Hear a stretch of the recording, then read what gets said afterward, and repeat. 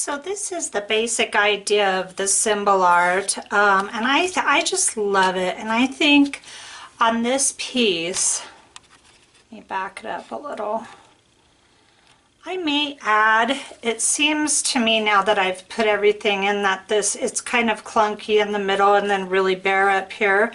So I might go ahead and do a little extra work on that in the future, but you get the idea of how to do this now. And I'm telling you, I just have the best time making this stuff and coming up with these crazy weird designs that, you know, you just take the leash off your imagination and go for it, and you will be amazed at what you come up with. And I'll just sit down with a piece of scratch.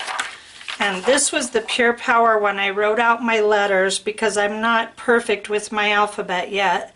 And then I went ahead and did the little design on a piece of scratch paper just so that I could get an idea.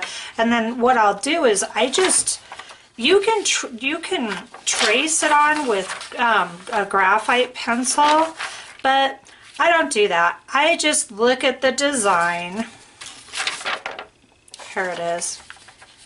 I look at the design and I throw it on, and if it gets messed up or doesn't look exactly the same, I don't care. It's fine with me. That's kind of the beauty of this tribal.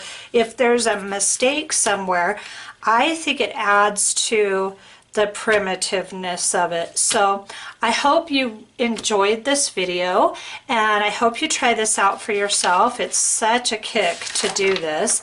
And please look for my Valhalla paper haul video coming up. Thank you. Have a great day.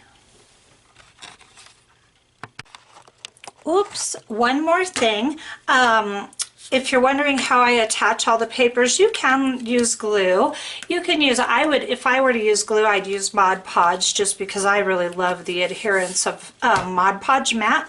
Most of my artwork is matte, and so I usually use the matte glue. But for this project, I just use my handy dandy tape gun. It's the double-sided adhesive, and I just put some tape on there and slap them all on, and it goes really fast, and I just love it. Thanks.